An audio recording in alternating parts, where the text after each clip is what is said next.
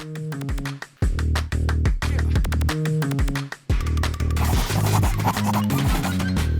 it is great to be back for episode 2 of United Debates of America. We are 1 week out from the start of I shouldn't say 1 week out. We're 1 week since the start of the Trump presidency.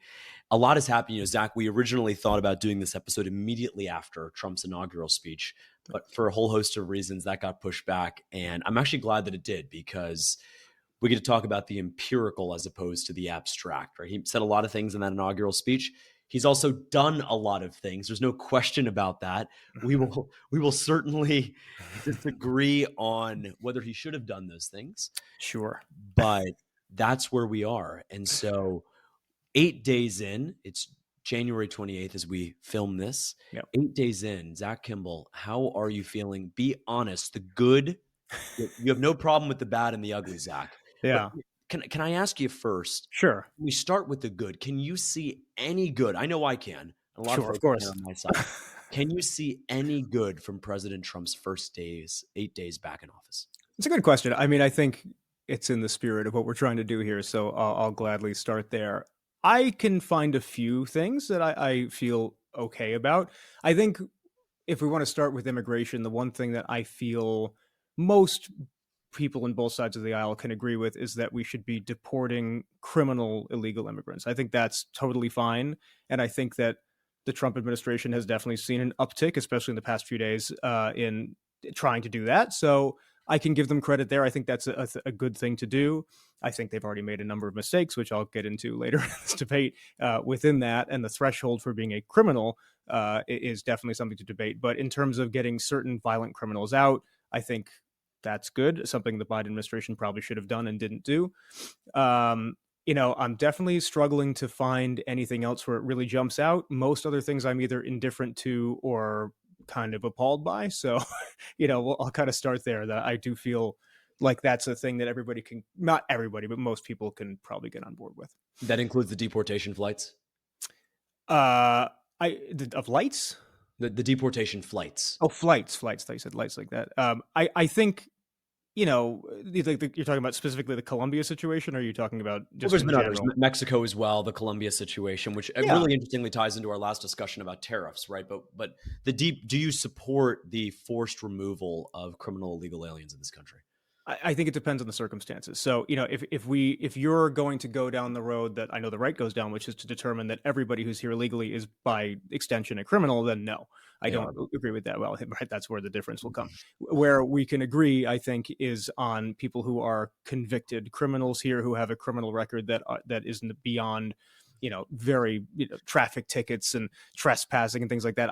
That's a different story. But I'm on board with the deportation of folks who pose a threat to society. Unquestionably, I think you'd have to be, I don't really know what you'd have to be to believe that that's wrong, but I think that that's okay. But I do not support the broad spectrum removal of people who are illegally. No, I think that there are smarter ways to do it. And I think it would be a major disruption to the economy as well as just society in general.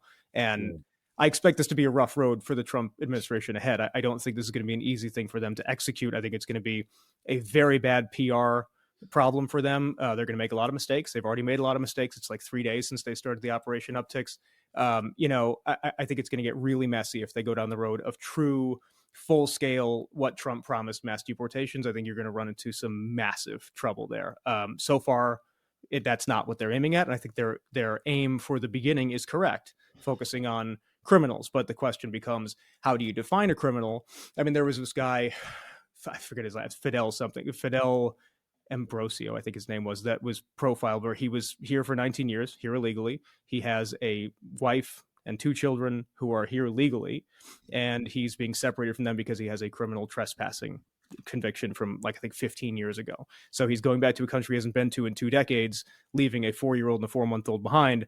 That's the kind of situation where I go, no, that person should not be deported, just taken out of their house and thrown out of the country right away. Absolutely not. I think, circumstantially, if you were convicted of a heinous crime, get out of here. I think that's a place where we can have a different debate, but I think they're wildly different to me personally. Yeah. I think it's interesting. I mean, just to be fair, that is a criminal conviction, right? The criminal trespassing, right? Sure. And so I think we both agree that the lowest hanging fruit. And it seems that, look, you're rounding up 1,000 people a day Hmm. and sending them back. Yep. There's always going to be some that you're going to find questionable.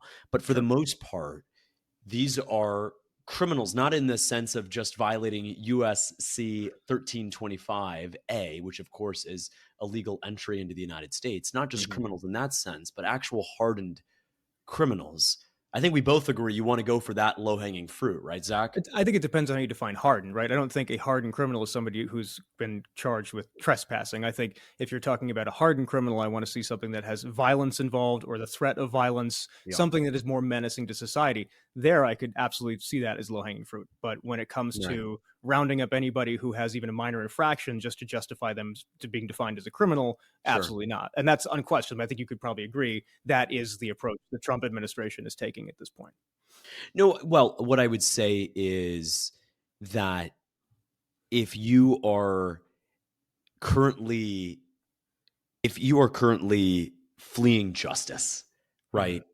There's currently a warrant out for your arrest. You would agree. You got to go home. You got to get out, right? Depends on what the warrant is for, Right. at least for me personally. Well, I think that's fine. And I think we can disagree on that. Look, I view if you're shoplifting a business and you're using force against a small business in the Bronx, no one should do that. Citizen, non-citizen, illegal doesn't matter. Agreed. But in any event, I think it's important for us to discuss the wider effects here. And we can talk Hmm. about what happened with Colombia. My mother's Colombian. I Hmm. spent every summer of my life, including this past one, visiting. Nice. But I think it's interesting to also note that whether it was the canceling of the CBP One app, which over 1 million people had used to get appointments, try to claim asylum in the US, Hmm. whether it's the number of border crossings having essentially collapsed down to just several hundred as of yesterday, there's a real shift happening, Zach. So we can talk about mass deportation. I think there's going to be mass deportations. I I agree. think they're going to be largely self-deportation. I think a lot of people are going to look around and say, you know what? The free benefits that New York and Chicago once offered as sanctuary cities, those will be gone in a couple of months. The businesses that were employing a lot of this, and I shouldn't say employing, Zach. I should say exploiting a lot of this cheap migrant labor. They're going to see crackdowns as well. So I think a lot of people are going to look around 6 months from now and say, no more handouts, no more being used as free labor. The situation back home wasn't perfect, but it makes sense for me to leave of my own volition and not to become an enemy of the US that would preclude me, as Trump has said, would preclude me from re-entering on a legal basis in the future. And look, you saw it with what's happening with the border crossings, right? The people got the message. Like there were people who were halfway here who got on the plane, turned around and said, there's no point. And I mean, it was sad, I think, to see some of these images of people who had traversed this long distance. And I can admit that it was sad to see people breaking down, but they should not have made this journey in the first place. They were to come here. They were promised the world by big Democrat blue cities. They were promised the world with entitlement benefits. They were going to be exploited by big businesses. And it's just sad to see. But, I think at the end of the day, on the immigration point, and we saw this with the Colombia point, is that, look, if you don't want to accept your people back, and by the way, Zach, let's just put politics aside here. Hmm. Under President Biden, we accepted the Colombians. Truth, we did. Whether you agree with it or disagree with it, I disagree with it, but we accepted them. Sure. Now we were going to send them back Hmm. on a plane, not by the way, not sending them through the perilous journey that they subjected themselves to. The statistics, by the way, are incredible. 1 out of 3 women, Zach, 1 out of 3 women will tragically be sexually assaulted on Hmm. their way to the southern border. So we put them on a plane that we paid for and we flew them back down home so they could get resettled. And what does the Colombian president do? He refuses to take them back. And so just to pick up on our last discussion, rather fittingly about tariffs, if you and I had a debate and said, well, Trump threatened 25% tariffs, what's that going to do to coffee prices from Colombia? What's that going to do to flowers in the lead up to Valentine's Day? It wasn't 8 minutes. Literally, it wasn't 8 minutes until the Colombian president relented and said, you know what? We'll take them. In fact, we'll send the presidential plane to get them and to help you transport our people to come back home. And what I think that tells you, Zach, just to wrap it up, because I know you have a lot to respond to there. What that tells you is that When you are the greatest economy in the world, you get to act like it. When you have issues, you can just do things. If Colombia did not want to accept its own people, we weren't sending a bunch of Haitians back there. We were sending back their own people in an airplane safely and securely back to their home country, and the president refused them. If you are going to disrespect this country, disrespect our president, disrespect taxpayers, disrespect our rule of law, you deserve tariffs. It just so happens that the Colombian president, after making a string of bad decisions, made the right decision in the moment, relented, agreed with Trump, didn't get the tariffs, and guess what? Everything is copacetic now. And so I think that's where we leave off on that particular point. We have to use economic leverage when and where necessary. Look, if you kidnap an American in Turkey, we're going to threaten tariffs. That's what we did under President Trump's first term with the pastor Andrew Brunson. If you're going to play games in the Middle East, we're going to use tariffs. Donald Trump, by the way, for all this Russia collusion hoax nonsense, he has said that he is looking at economic leverage against Russia to bring an end to the war. And so President Trump recognizes that when you have economic leverage, be it tariffs or sanctions, and you can advance American interests in the process, you do it and you don't apologize. Zach, thoughts? There's a lot to unpack in that one. So I'll start where you ended with the Russia situation. Right. So Trump already did that. He threatened sanctions on Russia, and Russia pretty much responded by going, we don't care, which is exactly what is the situation. I mean, this is a perfect example of how Trump oversimplifies his ability to negotiate and say, I'm a great negotiator. But in the end, he promised that he would end the war in Ukraine before the term started. That didn't work. And now he did get a ceasefire, and he did get a ceasefire though, and get the hostages out. No, he also did that in concert with Joe Biden. So that's well, not exactly. But to be fair, and by the way, I don't necessarily disagree that President Biden's that there was some role there. But remember, this was going on for 15 months, Zach. No, I understand. But I'm not going to take credit away there. But that's not what I'm talking about. I'm talking about. No, I know. But to be fair, it probably did have something to do with Donald Trump threatening that all hell would break loose. Of course, there's no question about that. But that's not the point. It's also a far less complex situation than the Russia-Ukraine situation, because you have a very different set of circumstances there. So Trump has threatened tariffs and sanctions on Russia. Russia has responded with a big shrug, and I don't care. Because Trump's problem, and I've said this recently on some of my channels, is that when you're beating up on a country like Colombia that is not anywhere near the standing economically or in the world in general, right, like Colombia is, and you're trying to beat up on them, it's much easier to bully them with the threat of a major tariff, because that will cause major disruption in their country. But when you're threatening that to a heavy hitter in a complex situation with a lot of different variables, and you have a president like Putin who's not the kind to be pushed around and bullied, it's not going to work. So then you end up with a guy who has a bunch of different circumstances like, hey, I have a huge promise I made that I'm going to end the war. I have one willing participant in Ukraine and one unwilling participant in Russia. Guess what's going to happen? Nothing. Trump is not going to be able to exert his power there. But anyway, moving on from that point, then let's jump all the way back to the very beginning of your point. The concept that all of these different illegal immigrants are going to, on their own volition, leave at the same rate at which we're going to deport them. There is absolutely no way that's true. I would place a hefty wager on that being, if you fast forward 6 months, that the numbers will not bear that. Because in the end, even if the conditions change, even if they're not getting any kind of benefit like they would get from a sanctuary city, there are plenty of illegal immigrants in non-sanctuary cities, including my own. And there have been ICE raids in my own city. And those folks, the difference between working in a non-sanctuary city, getting a minimum wage or less job, is still dramatically better than the circumstances in many of these Central American, South American countries. And that's the reason they leave. And they're also not the best and brightest from these countries. And that's a Republican talking point all the time. We're not getting their best. We're getting their criminals and this and that.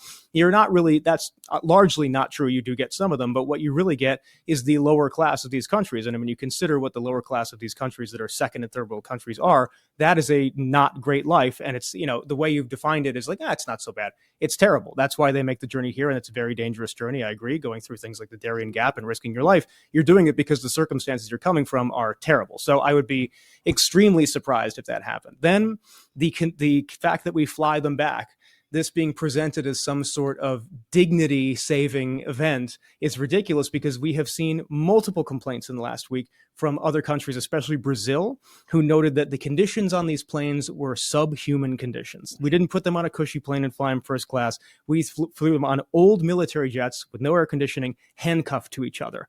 They were in terrible conditions. So this idea that we put them in a position where they're being valued, they're being just as devalued as they were when they're being thrown out the door of the country. So that is something I definitely can't get behind. And so when we get back to the meat of this whole thing, what really concerns me the most about all this, well, it's two things. But first, I'll start here.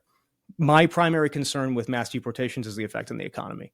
The economy heavily relies on the labor of these folks in certain industries where it cannot be replaced quickly or easily. Certain places like agriculture, construction, there are a number of jobs that, yes, maybe over time they can be filled, but in the short term, by short term, I mean like a week, I mean potentially years, is going to be extraordinarily disruptive to a lot of different industries, and it's going to unquestionably raise prices. And as much as Donald Trump wants to talk about having a mandate and winning in a landslide, he barely won this election. When you look at the numbers, it was not like he blew her away. He barely won with a set of circumstances where he should have absolutely decimated her, but he didn't because he's Donald Trump and not a regular person.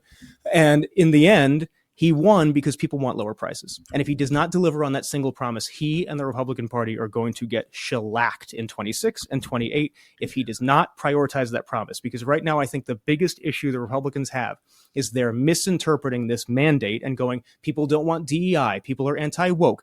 That is not the majority of the country. The majority of the country voted for this guy for prices, prices, prices. And this kind of stuff is going to do the opposite of what he was elected to do. So that very much concerns me. And the second thing that very much concerns me, where I think the meat of this issue is that as we continue down this road with mass deportations, we're going to see more and more critical errors being made, whether it's the violence in which it's used to deport people, who is chosen to be deported, what are the circumstances of the deportation, the stories behind it. Once one critical error is made, let's say like a George Floyd level error, then you have George Floyd level circumstances. And when you have that kind of unrest, Donald Trump is an unpredictable asset. There's no question about it. And I think when you get to the concept of civil unrest, we have a president who previously was accused by his own defense secretary of saying, hey, just shoot him in the legs. Why can't you just shoot the protesters in the legs? So we'll have, now that he has this administration and not a bunch of sane Republicans in the room with him, we will very likely see exactly that sort of stuff being carried out.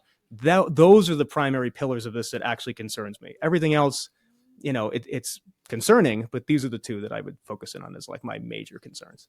Yeah. It's one of those things that I think it's about trade-offs, right? Thomas Sowell, the economist, always said there are no solutions, Zach. There are just trade-offs. It's like the trade-off has to be on the immigration point versus the economy. Look, I'm not saying you believe this. I'm just saying it. Slavery, getting rid of slavery was bad for the Southern economy. Just a fact. Objectively, it doesn't change my view. Obviously, your view. Let's just be clear here.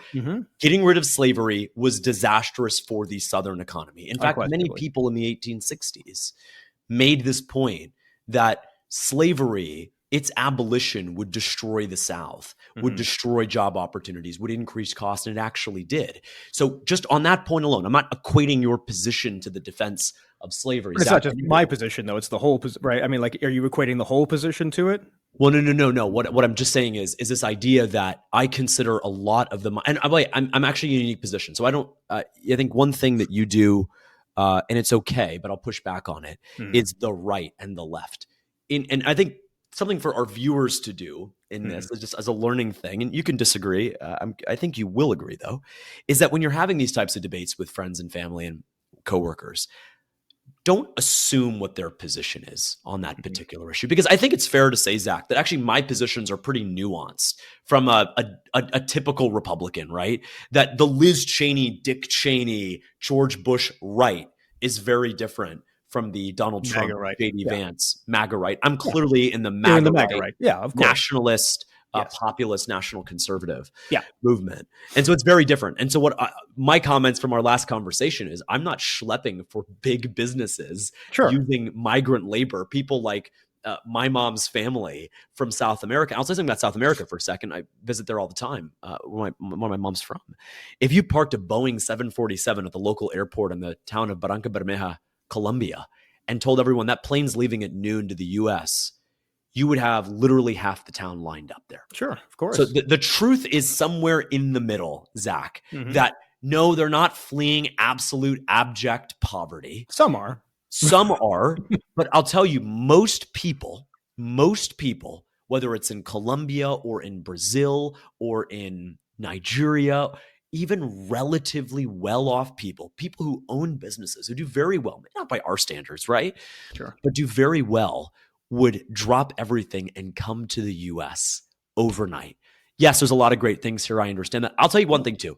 It's not fair to those countries. It's the least patriotic thing you could do to your country is to get up and leave, take away your business, your productive capacity, essentially your brain draining your own country to come to the US and to live off of our system. It's a great system. I love it. Perhaps we'll debate capitalism someday. But I would just say one thing, which is that, and I'm guilty of this too in the past, but let's not assume the right this, the left that. We're just two folks having a conversation here. So on the migration point, I would say, look, I am willing, I'm not necessarily convinced, but I am willing to accept. Look, the truth is, most of the migrant labor is not working at the Apple store or is not cutting hair. Most of the migrant labor is delivering on DoorDash and Uber Eats. I don't know about you, Zach. I'm actually I probably have only, well, no, but seriously, like in big cities like DC, they're driving for Uber, they're on Uber Eats, they're on DoorDash, they're in hospitality, et cetera, et cetera. So the truth is, a lot of Americans could do those jobs. They're not willing to do those jobs at the current wages, which are not living wages that are being paid. I think you and I would agree that businesses could do a better job. Well, that's the problem. Actually playing a decent, I agree, right? And so this idea that Americans don't want to do this work, they don't want to do this work, ellipses, at the sub-living wages that companies are willing to pay. So based on that, are you willing to argue, to kind of take a Bernie Sanders argument here? And look, I'm not a Bernie Sanders guy, but are you willing to go down that road of going, we need to raise the minimum wage, we need to make circumstances so people can actually get a living wage from this stuff? Or are you going to say, no, this is up to the businesses, we're just going to hope that they'll, see God and say, hey, guess we got to pay people more? Because I find that highly unlikely. So the minimum wage, the federal minimum wage hasn't increased since 2009, but wages since then are up 5% a year. So the idea that we need nominal wage growth to happen, to be based on a federal statutory minimum wage increase that, again, hasn't happened in 16 years. Number one. So the answer is no. Yes, let me not bury the lead. The answer is no, I do not support increasing the federal minimum wage. Second reason is because about a third of the people who earn the federal minimum wage are teenagers, and they're using that as an opportunity to jump into the labor force as opposed to build a career. The number of people who actually earn the federal minimum wage exactly is less than 700,000. But if you make it $15 an hour, theoretically, couldn't you make the argument that a lot of these jobs that you're concerned about them not doing because it's not a living wage become a living wage? Yeah, I wouldn't be opposed to $15 an hour minimum wage. I would not be opposed to that.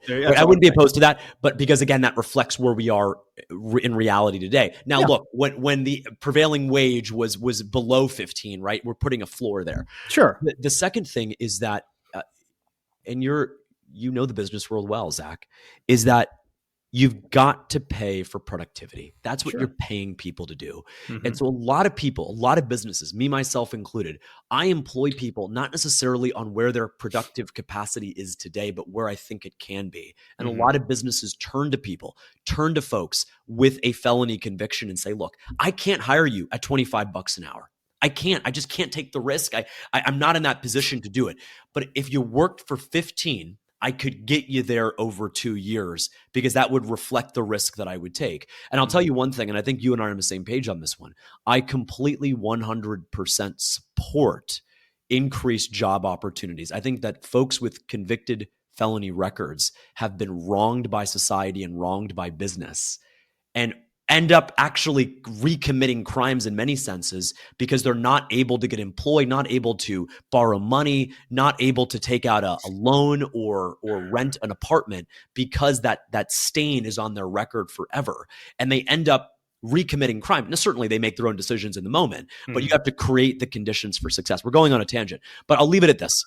Yes, I support higher wages. I think those higher wages happen through free markets. But that's not going to happen, though. That's the thing, though.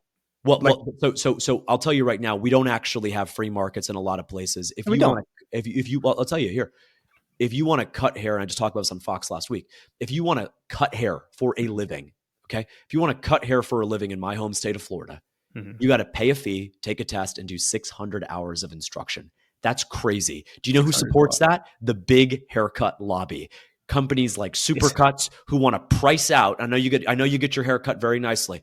People who want to price out entrepreneurs who Mhm. want to cut hair, who want to start a business, many of whom do come from, let's be completely honest, come from Black America.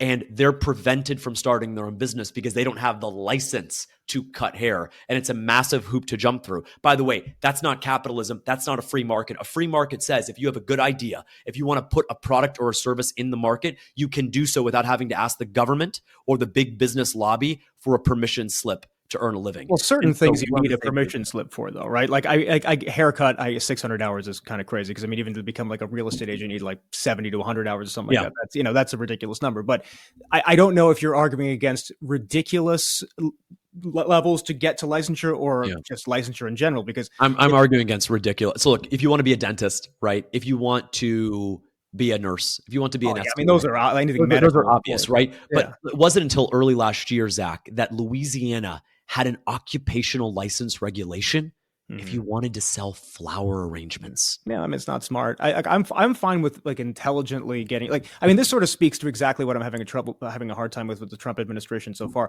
I'm totally fine with thoughtful approaches to breaking down where there should and should not be regulations and trying to Right. figure out what is good and what's bad. But that has not been the approach to what Trump has done so far. I mean, this federal freeze that he put on today is the perfect example of just not understanding nuance, right? Because the biggest challenge I have with this is not that he's trying to look through everything and make sure that it fits the executive orders and it fits his priorities. That's fine. What I have a hard time with is he just went, look, I'm not going to communicate anything. I'm just going to freeze everything and people are going to be confused. Medicaid portals in all 50 states shut down. Even if it's for just a couple hours, that's a problem. But they shut down because there's no understanding of what the hell is going on. And that is Trump in a nutshell. He did that all throughout his first term. And his second term seems to be worse by far already, is that he doesn't care about detail. Trump is not a detail-oriented person. I think we could both agree on that. Trump is a broad spectrum. Here's my general approach to the issue. I'm just going to take a hammer to something that might need a scalpel, and we'll see what happens with the wreckage.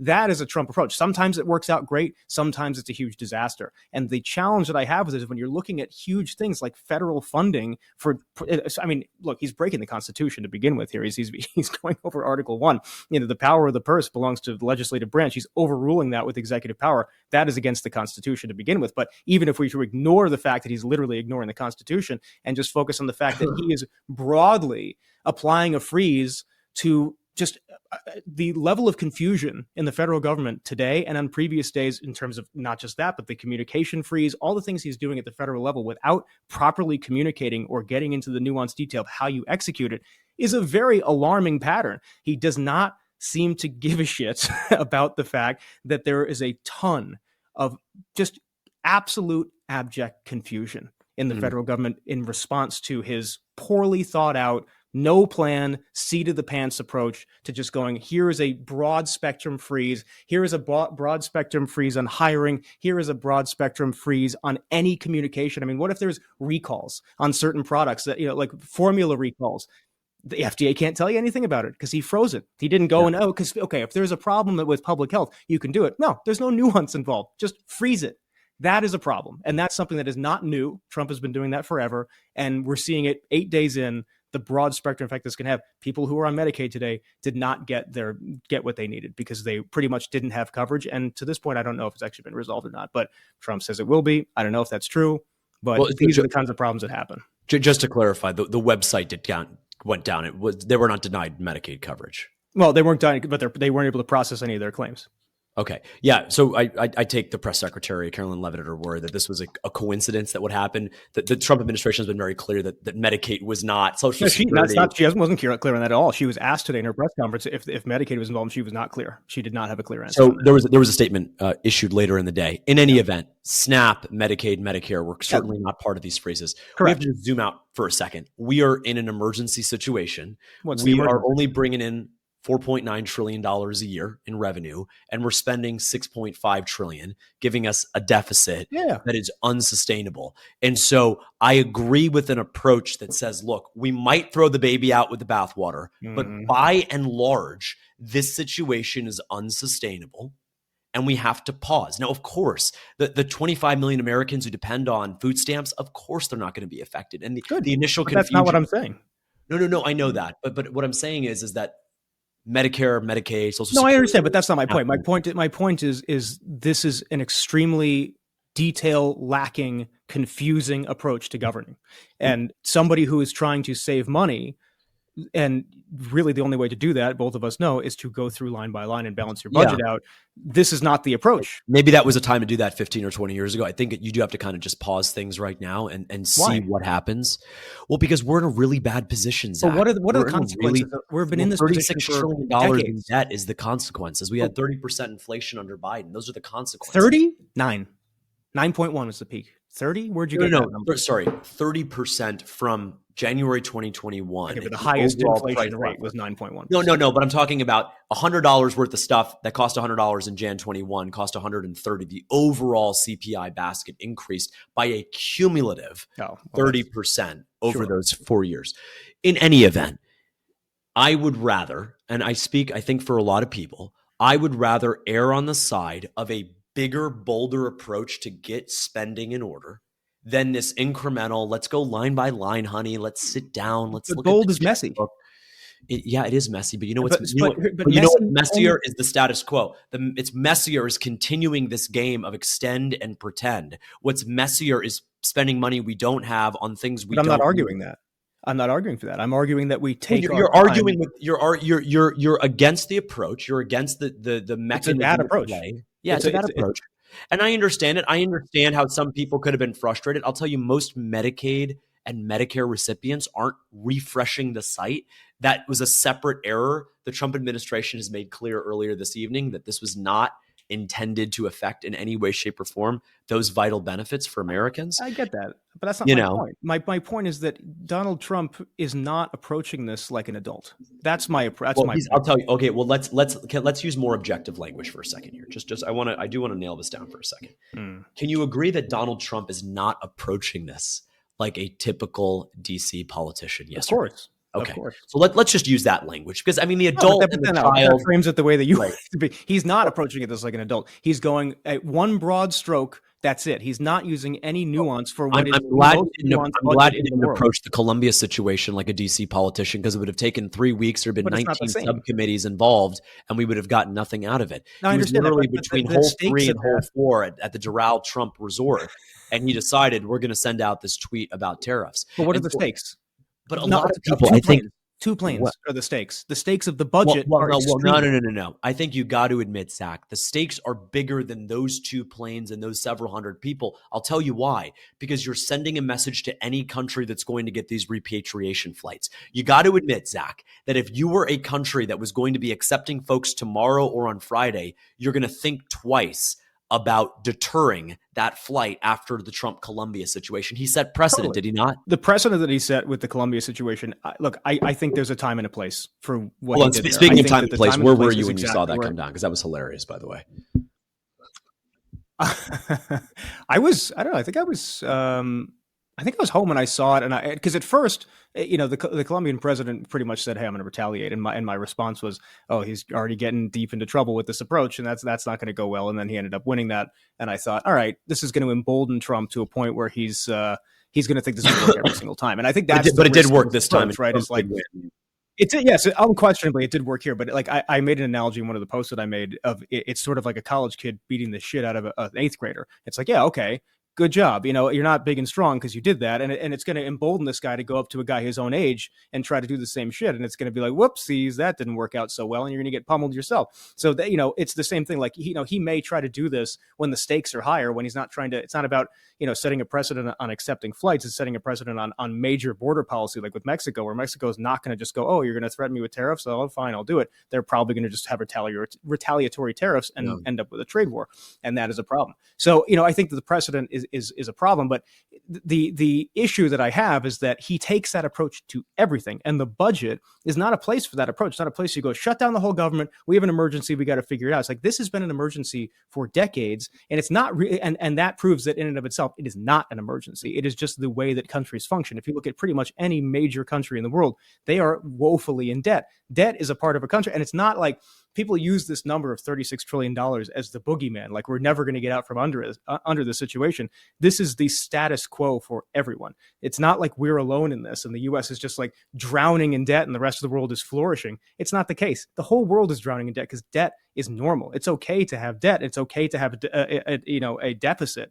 It's not okay to not have any plan for how to handle shutting down critical functions of the government because you need time to analyze how your own executive orders work in concert with it. You should have done that before you made the executive order. That's the kind of stuff where people look at Trump and go, this is a child. It's not an adult. It may not be that he is a child in all things, but he does act like a child sometimes and just throw a tantrum and go, I want it this way, so I'm just going to do a hammer instead of a scalpel. And hey, if I break some skulls, it doesn't matter. I still got the job done. And that is such a dangerous approach to running the most powerful country in the world with the largest economy in the world. I would much rather have somebody who wants to find a middle ground between a scalpel, which I agree is the standard, politician way of doing things, and the just hatchet this guy has taken to the whole thing.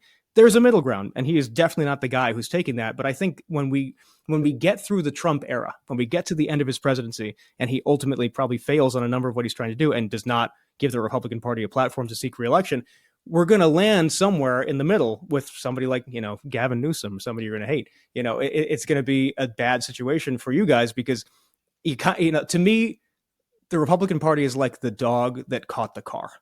You chase this car forever. Finally, you caught it. And now you're looking at this big hunk of metal and trying to gnaw on it. You're like, I don't know what the hell to do with this thing. That scares me. And that's what this whole first 8 days feels like. The dog who caught the car. Interesting. Well, we caught the car and we had a great first week, and not just for Republicans, but for the entire country, I think. Let me ask you a question. Do you want Trump to fail or succeed? Sure. Personal politics aside, do you want him to fail or succeed? It's a difficult question because I want America to succeed. I don't want Trump to succeed for a very simple reason. I think what Trump and MAGA stands for is not good for the majority of the country. I think it's good for a segment of the country. And I think that I would argue, look, I have no data to back this up. My argument would be but 70-30. I think 30% of the country would be very satisfied with a reorientation around a Project 2025 type government. Because unquestionably, that is what Trump is implementing right now. It may not be, chapter and verse, but that is what he's doing. And I think that the majority of the country looks at most of this and goes, no, I don't want it. It doesn't work for me. It's not inclusive. It's restrictive from a religious perspective. It's adversarial, but at the same time, nationalistic.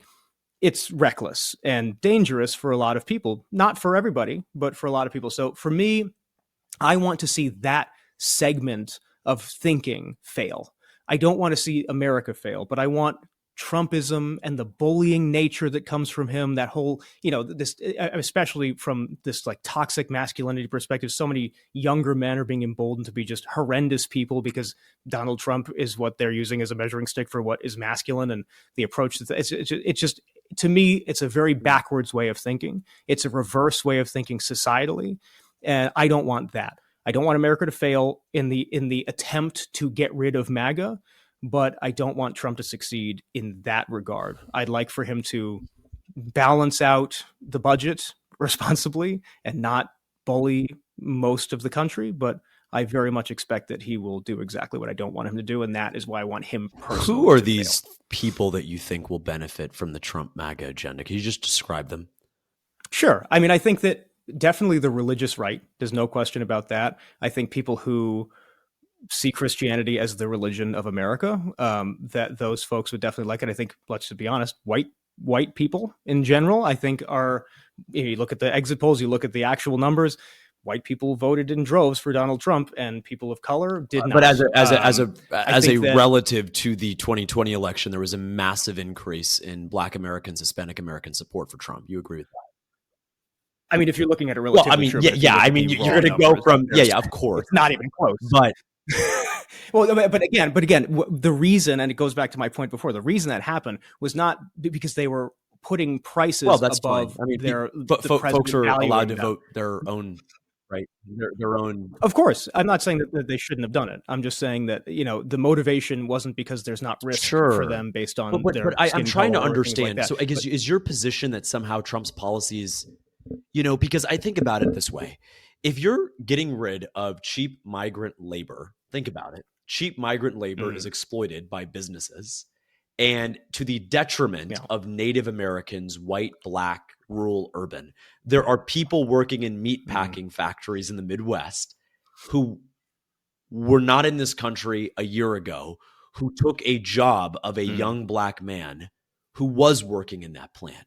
And so when you think about what migrant labor has done, there's no question people are going to be disadvantaged by these policies. Businesses that rely on and exploit sure. migrant labor among them, right? But I think the point is that most people will benefit if we can bring down inflation, if we can in some specific areas. And again, we can have this. I know we're going to get into this whole Well, well, inflation's already well, down. let's talk about getting it down more. And there's that's How? a whole Why? It's separate discussion. exactly where But it's supposed to be. there's well, No, we're running let's up have it. we're running up on It's 45. But there and I want to have that discussion too. But there are, and it's interesting because yeah. all of a sudden Democrats care about egg prices after 4 years. They're all talking about egg prices. I didn't care about them then or now. I It's mean, it's it's a it's just a nuanced discussion. nuanced I really discussion. I shouldn't say mean, Democrats. I should say the Democratic Party, as articulated by a number of high-profile accounts on X. I guess the point is, Zach, that yes, some people will be hurt by these policies. I think the people who are not serving the country well, the corporations who are not serving the country well, they will be hurt. But ultimately, time will tell. I think that there's no question that Donald Trump's policies are already working. The border crossings have completely collapsed. It turns out, Zach, you didn't need some bipartisan sure. border bill hoax scam to actually close the southern border. You needed a president who was resilient. A Well, nothing dictator. he's done with respect to the border is being seriously questioned from a constitutional standpoint. So, There are things that are being questioned from a constitutional standpoint, though. You do accept that. I mean, this freeze on spending well, look, is it unconstitutional. just got paused by a federal judge. So I understand that. A lot of things are going to get litigated. A lot of things got litigated in the Trump term where he prevailed. But I have a question for you though. Doesn't it bother you that the president you support is consistently getting sued successfully for Well, when you trying to say ignore the sued Constitution? successfully, what do you mean? You got a judge to give a preliminary I mean, stay. he's been sued. He's been sued across the Well, but birthright citizenship. I'll just use yeah. two examples: birthright citizenship and the federal freeze, both of which he Oh, was of course. instantly sued I and get sued all the lost. time, but I can tell you this: that when you say, That's not my point. I mean, I'll I'm just not tell you, talking it about just you. happens. I mean, you work in business and you work as an investor; it just happens. Well, so my point is, anybody can. But you're not acting unconstitutionally. That's Yeah. my question about the Well, look, constitutionality of what he's the doing. constitutionality question is ultimately decided by the Supreme Court. The birthright citizenship question will go to the court. This federal freeze will likely get appealed with the Supreme Court. So, look, there are things that are And going he'll to get lose on both. thrown in front of a single federal judge who's going to make a unilateral decision that will likely get overturned when it goes to the circuit, which could very well. No, he'll lose those in the Supreme Court. I He'll lose both those you know, cases because it's an open and shut I case. They're disagree. both I clear disagree. I think violations. birthright citizenship How? as understood. I'll give you one example. If the Mexican Mm, ambassador who lives in Washington, D.C. has a child, that mhm. child is not a United States citizen. Okay. Well, no, actually, Really? it isn't because diplomatic staff is excluded from the birthright citizenship. So, okay. Well, it's a Okay, but that's technicality. a So hold on. technicality of it. If a Mexican ambassador, a senior foreign affairs official from the government of Mexico who resides here, who's legally allowed to be here, has a child, and that child is Mm, not a citizen at birth of the United States, why would mhm. someone who is 20 feet into the country after illegally crossing the border having a child? I mean, you got to understand that point, Zach, right? That if you No, because the 14th Amendment yeah, is clear. subject to the It's jurisdiction thereof, illegal aliens are not subject to the jurisdiction thereof of the United States. Of course they are. Of course they are. If you commit a crime in the United States, you were charged for that. You were tried and charged with that crime. That is making you subject to the. If you come to this country, you're using this, ambassador because you have diplomatic status. You could do whatever the hell you want. But if you don't, you are subject to the laws of the country. You can't just come in here and do whatever you want. You will be charged and convicted under U.S. law. That makes you subject to the laws. That's why it's like if I can make that case When in was the 10 14th? seconds, What was the so can 14th a Amendment drafted federal in response to? What period litigator. of time in the U.S.? Civil War, I right? It actually was don't know. designed to ensure that the children of slaves could be full United States. Okay, but you can make the same argument for the Second Amendment. The Second Amendment was designed because you needed a militia of people who were there to act as the army. We have an army now. We don't need that. So Separate should we get rid of the discussion. Second Hard, Amendment? hard, No, it's the same. hard, It's the hard exact same disagree. point, though. But But it's the exact same point. You're saying that circumstances Well, change, no, therefore no, the I didn't amendment say the is different. circumstances It's an changed. What amendment. I said was is that and by the way, the Second Amendment, as interpreted by the Bruin decision from 2022 of the Supreme Court, found that you actually have to look at the context of gun laws in the nation's early founding to understand the application and constitutionality of them today. The second thing I would note is that you have to understand the context of the 14th Amendment, Section 1, around birthright citizenship. But let's just end with this question. I'm curious to get it. Someone from Russia flies here to Miami specifically to have a kid, to be a U.S. citizen, to then use that child's U.S. citizenship to bring the rest of the family over, good or bad? Zach, yes or no?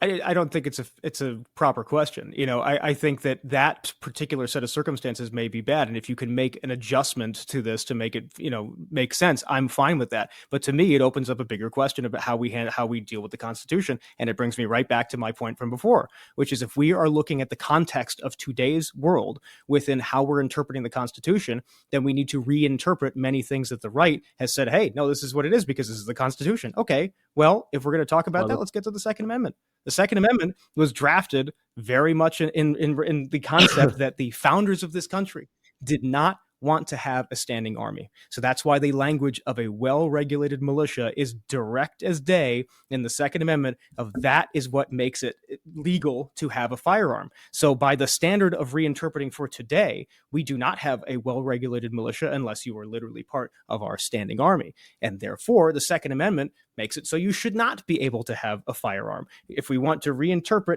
all these amendments based on today, I'm open to that discussion. Yeah. And I would be willing to make a concession in the 14th Amendment for the Second Amendment. But I'm not going to sit here and not notice that there is a dramatic level of hypocrisy when the right focuses on one particular piece of the Constitution versus another. Wait, are you willing to let us give up our guns if you give up your illegals? Is that what I'm hearing, Zach?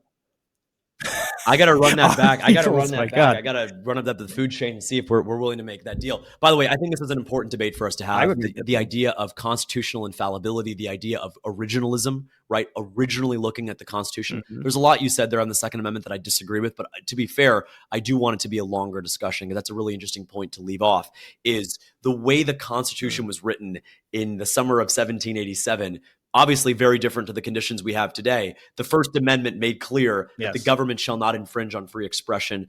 And yet that's what they told Facebook and Twitter to do. But again, we didn't have social networks back then. But that's where you and I would largely disagree. I think, I think that was, to me, at least the First Amendment to me does not apply to But if the government is telling a business to shut people up who are saying things, and by the way, I don't care what it is. If you're saying, oh, you can't say this about Gaza or you can't say this about Palestine, that is just as wrong and despicable to censor that as it would to censor concerns about COVID. I think you're right if the government tells you to do it. Oh, no, but that's the point that I'm making. Company, I wrote it, but if Facebook, independently decides, and the fact pattern as it stands right now is that Mark Zuckerberg has admitted that the government is losing their mind. No, I agree with that. I think that's a mistake. That was a mistake from the Biden administration. Shouldn't have been. I mean, granted, we have to remember the circumstances of that situation. It was a pandemic that people didn't really. We understood it pretty quickly early on, but again, it doesn't justify. I don't think it justifies ever. I don't think there's any situation where you ever censor speech, especially in a pandemic, is actually when you need as much free speech as possible. At the end of the day, open debate makes us better, and whether you're proven wrong or I just did a workshop with a couple high school students on Sunday, and it was I ended with this, and I think you'll appreciate this, Zach. When you're having a debate, you can only have one top priority. Do you want to seek truth or do you want to be right? And the reality of the situation is, I think what we're trying to do here earnestly with United Debates is we're trying to put that desire to be right, to get one over, and actually try to seek truth. Now, that will obviously come with us guarding our views, but there has been some consensus, and not in a forced, artificial, superficial way, but some consensus around what truth actually is. And that truth, as you know, is not static. It's evolving. Right. No, I agree with that. I mean, look, speaking of evolving truths, I don't know how many people know. I mean, I know people on my channel know this, but I was a pretty hardcore Republican for a long time. And, I was open to hearing other perspectives and looking at the data. And over the time that I went through, especially economic data, when I would go through it, I'd go, oh, I'm wrong. And that's how I ended up being here on the left side of things, where I am very much open to seeking the truth as opposed to seeking validation from my own perspective. So I do think that that's a part of what we do here, which is great.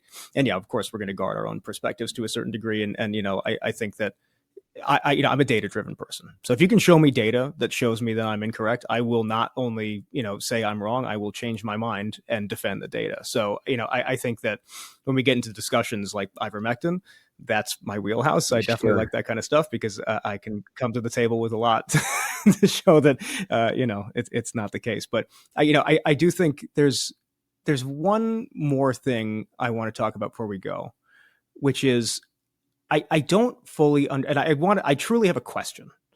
It's not, a grievance against Trump. It's truly a question. Things like the World Health Organization and the Paris Climate Agreement and, NATO, things like that, where the US is definitely putting in the lion's share of the money into these sorts of programs. But I think we can all agree that having these programs is not such a bad thing necessarily. Why is Trump's approach just dipping out of them and threatening people to pay more money or he's going to dip out? Like, do you think that's an effective approach to diplomacy when there's so much on the line? Like, think about if say the bird flu that people, it's not becoming a huge thing just yet, but has the potential to become a very dangerous pandemic. If we were not part of the World Health Organization when that happened, it would be the difference of millions of lives. Why does Trump and why do people on the right tend to think that this just rip the Band-Aid off, get out of it, is the right approach when there are so many viable, reasonable reasons to not do it? Because that is a theme that I'm seeing in the early days of the Trump administration of, yes, there are good things for here. Yes, there are bad things here. But because there are bad things, I want out of this completely. Can you explain to me why you and the MAGA right specifically are comfortable with that approach to governing? We'll take each of those. First, with NATO, Donald Trump has been very clear that NATO countries are not paying their fair share, which is stipulated as 2% of GDP on national defense. They're not paying their fair share. If they're not paying their fair share, they need to pay their fair share. They're moving it up to 5. Right?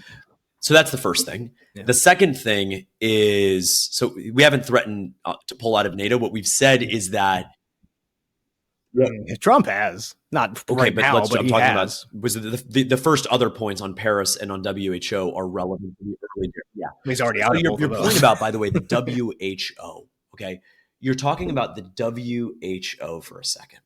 The WHO that in 2020 said publicly that there was no evidence that COVID had human-to-human transmission. They were parroting talking points directly from the Chinese Communist Party. Xi Jinping had undue influence. We were spending $1.2 billion a year to fund them, and it was just a propaganda machine. And so I can understand. But in January of 2020, they repeated the Chinese talking point that there was no human-to-human transmission of COVID. That would have been important evidence to know. But do we have evidence though that they knew? Yeah, we have evidence. I mean, yes, there was absolutely evidence that the Chinese knew in late. The Chinese knew, but did the Chinese were in communication with the World Health Organization? But the Chinese could just be lying to that's what I'm saying. Is it like I don't think the World Health Organization is parroting the lie? Do I think the World Health Organization deliberately lied, knowing that? No, I don't think that. Did they accept information from habitual liars in Beijing? Yes, and they parroted it without any sort of scrutiny. Well, where else are they going to get the information? It was started in China. I'm glad we admit that it started in China, but it's specifically in a lab. Of course it did. I don't agree with that necessarily. Well, it may have. That there's no. The CIA has come around. Look, I think it's possible, but I think the fact that people say that's where it came from, it's like, well, you don't know. Well, China's never going to let us actually get to the bottom of it. But in any event, the WHO failed the 100-year pandemic test. They failed it, as far as I'm concerned, as far as all the evidence is concerned. Well, because again, very early on, as in January 2020, when this thing was still very nascent, they repeated talking points without, peer review, independent analysis. Not a good thing to do.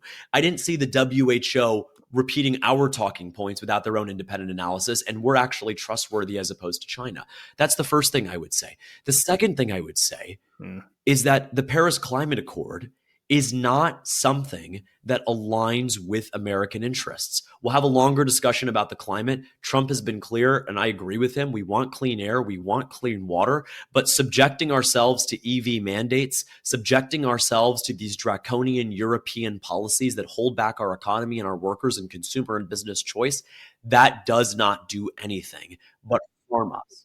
But we're one of 4 countries in the whole world that's not in it, and the other 3 are Well, Yemen, Libya, and Iran.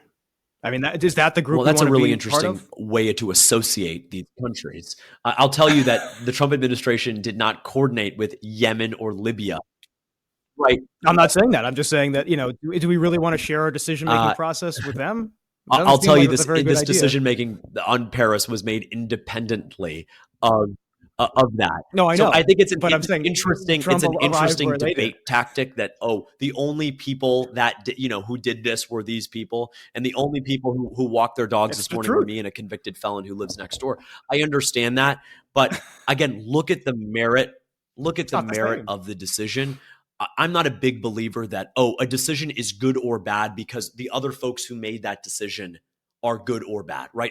Because we did XYZ and the UK and France and Spain also did it, that means it's a good decision. I've reviewed the Paris Climate Accord on its own merits. I think it's a disaster. I think we should absolutely care about the environment, about clean air and clean water. The way to do it is to enforce environmental regulation here that protects those natural resources and to ensure that businesses are not polluting, but it's not to thwart consumer choice and foist these EV mandates. I have an electric car. I have a Tesla. I'm proud of it. I know you're not proud of Elon. That's okay. But the thing is, Zach, that consumers will make their own choices, and that's a good thing. So to your final point, NATO hasn't come up so far of this administration. Trump's talking point has been clear. We So need a far, certain yeah. percentage of defense spending on that. And there will be a separate discussion there. By Yeah. the way, you don't get to take from us and use our men and women in uniform if you're not willing to put your women in uniform, men and women in uniform. Well, they are just not the Not level well. that he wants. I mean, but that's not really my question. My question was the broader effect that, like, the rip the Band-Aid off, to use your previous phrase, throwing the Yeah, baby out with the bathwater. Why couldn't he go in and negotiate these things and make a I better don't think there's deal? anything He's a to big negotiate with. negotiator. I think Why is he not doing that? the WHO. He can negotiate funding based on a different I approach to I how they want to communicate. I If the don't think. Listen, communication's the I problem, think things that like the that. idea, and again, this is not a theoretical argument, Zach. It's an empirical one. The Mhm. WHO did not justify its existence in the worst pandemic in 100 years, also known as COVID. Of course it How did. so? What are you talking about? Without the WHO, the world would have had so many How? more deaths. Their ability to get the vaccine all across the world was integral to It, saving it, millions and millions and millions of lives. This concept that they had, that you're demonizing them no, I strictly because they disagree. made an inappropriate Was statement in the January. vaccine was not anywhere near as effective as folks said. There were massive negative side effects. What are you talking about? Look at the number. The numbers are aggressively clear. I have no idea how you can, with a straight face, make that argument. If you look at the number of infections and deaths when the vaccine comes Yeah, out and is widely available, the numbers fall off a cliff yeah, globally. The vaccine was distributed to yeah. billions of people. That's Separate not a Sep- random mistake. separate discussion. Look That's at what all cause happened. mortality. Separate discussion, but it's okay. Very quickly, I know we don't want to dive deep into a COVID That'll be good. discussion, That'll be a good next but one. Actually, that's a the good vaccine. natural way to end it. Is where the next one's going to be. Yeah, for sure. I'd be happy to have that one because I mean Mhm. I've worked in the pharmaceutical space for a very long time. Um, to me the biggest challenge with this whole thing, this argument that it wasn't the vaccine, is what else We could can it have have it. possibly Yeah, been? look. I'd have to But see the exact data that you're referring to. I just disagree. Look, the reality is that very early on, it became clear that COVID had a low fatality rate, less than 0.5%, as natural immunity. it's not accurate. That's not accurate. It was 2%. That was 2% prior to the vaccine. When the vaccine came, that is what We'd lowered have to look at the a death control rate. group. We'd also have to look that at the same time that as this vaccine came out in November of 2020, that there was also this massive increase in natural immunity. There was a wave in early 21. Zach, I want to have this debate with you. I think it's going to be really good for us, but I also have to have time to look at the data that you're They will. referring to. Otherwise, I can't I'd actively be refute happy it. to. In any event, a very No, big of course. week for Trump, whether you agree or disagree. I think most Americans agree. I was one poll I just saw came out, by the way, from JL, that 1 out of 5, 22% of Democrats approve of the job in the early days of the Trump administration, which was surprising to me, Zach. And I think opens the door to a lot of moderate Democrats looking at the early days of the Trump administration and approving it.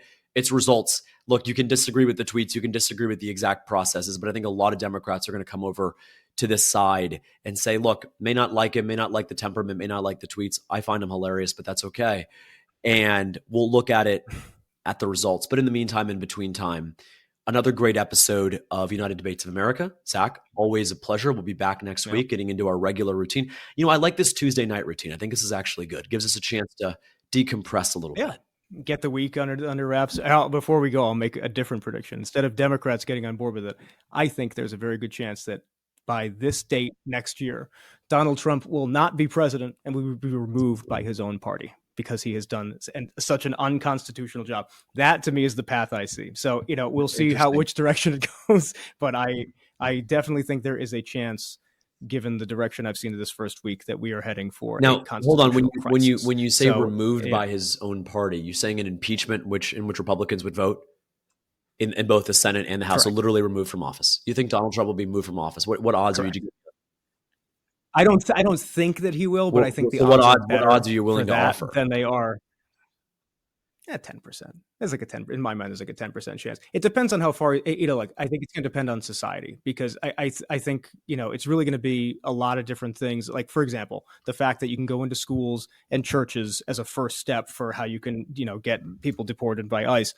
That is unquestionably a stepping stone to some bigger, more aggressive decisions and some huge mistakes. And, look, we've seen him go over the head of the Constitution a number of times. Allegedly. I think Trump's problem. Remember, anything can get sued on the basis of it being unconstitutional. It's up for the courts to decide. There hasn't been any hearings. There hasn't been any testimony. There was. I think we could. I know. We could probably both agree, though. He'll likely lose these cases. Sure, allegedly, but unquestionably, I think the odds are good that he'll lose. Very unquestionably, but I think there's a very good chance the Supreme Court will rule against him on the birthright issue and on the freeze issue, favor, which is the right course of action to do. But that's okay. Highly unlikely. Interesting. I disagree with the 10%. You and I can talk on a side bet on that particular point. But we might just. I'll take that bet. Give me a big payout.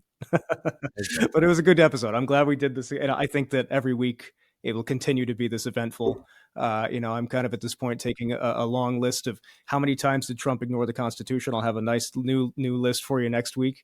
But I do like the idea of talking about COVID next week. It could be interesting. At least part of the discussion could be COVID, because I do think that it's definitely misunderstood by a dramatic number of people, and there's a lot of talking points, especially on the right side of the aisle, that are very. Well, I think 5 years into the declaration of a pandemic, which would be in early March, would be an interesting time to take stock, because there's no question about it. There should always be a debate. There should always be a postmortem on what exactly happened. And for me, Zach, it wasn't just the shutdowns of schools and businesses.